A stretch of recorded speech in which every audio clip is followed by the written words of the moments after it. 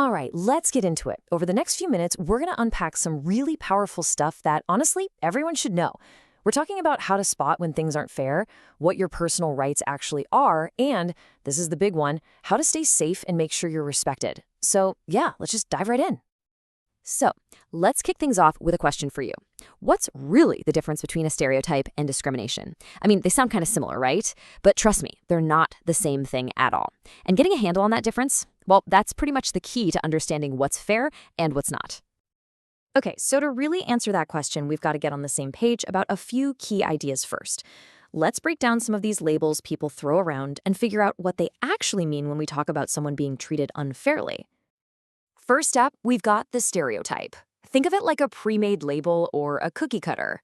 It's when someone just sticks you in a box based on some fixed, often totally wrong idea they have in their head. Like, say a new kid joins a sports team, and right away someone thinks, oh, they've got an accent. They're probably not a good player. Yep, that's a stereotype in action. Okay, so next on the list is prejudice. This is where that stereotype turns into an unfair feeling or a snap judgment.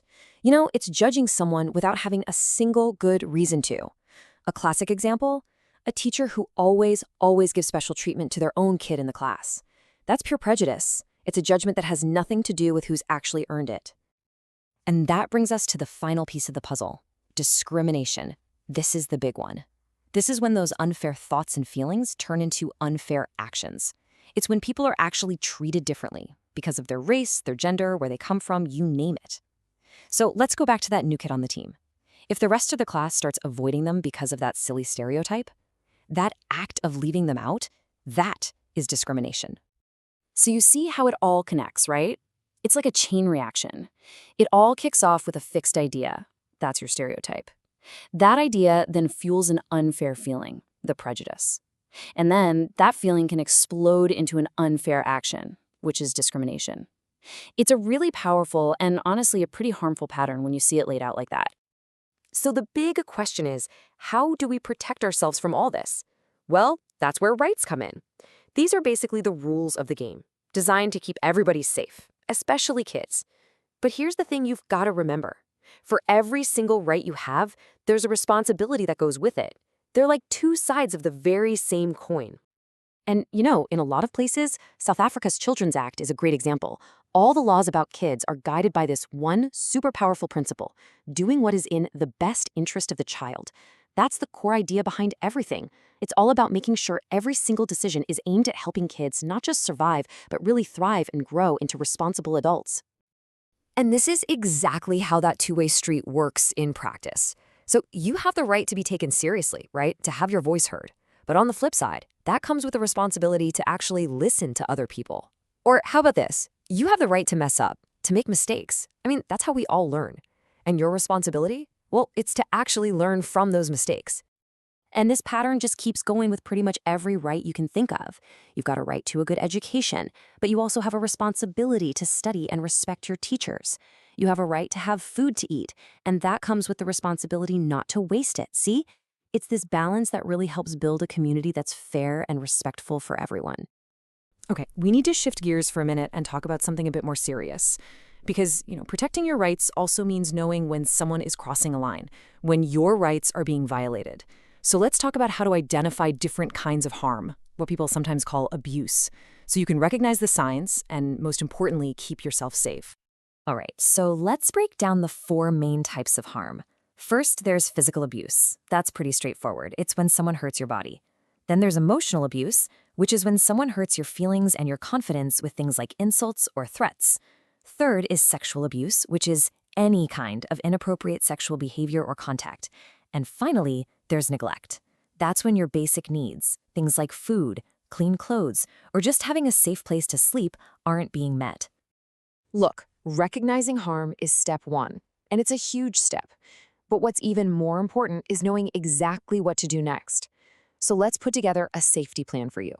We're talking clear, simple steps you can take if you ever feel like you're in danger.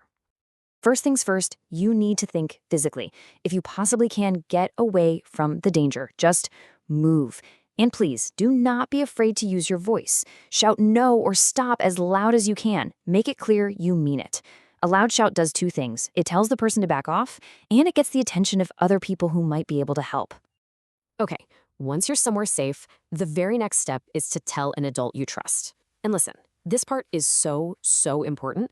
If that first person doesn't believe you or doesn't help you, you keep telling people. You find another adult. You tell a teacher or the principal. You call a helpline. You do not stop until someone helps you. Got it? Don't give up. And speaking of helplines, for our viewers in South Africa, here's a really important one. It's called Childline. You can call it for free from any phone, and it's a totally safe place to talk about, well, anything that's on your mind or worrying you. That number is 0800-055-555. All right, for our last section here, let's zoom out a little bit and look at the bigger picture. You know, the so-called rules of society, they're not set in stone. Not at all. The roles we expect people to play based on whether they're a boy or a girl or how old they are have changed a lot over time. And guess what? They're still changing right now. I mean, just look at the difference between the past and today. If you go back in a lot of traditional communities, the roles were super divided. But then you fast forward to today, and wow, those old lines have pretty much vanished. Now women are doctors and engineers and anything else they want to be, and men are way more involved with things at home. It just goes to show you that these roles are just ideas we came up with. They're not some kind of fixed, permanent rules. And that same two-way street idea we talked about earlier, it totally applies between different generations, too. Older people have so much to offer: wisdom, support, care. And in return, younger people have the chance and, yeah, the responsibility to listen and show respect.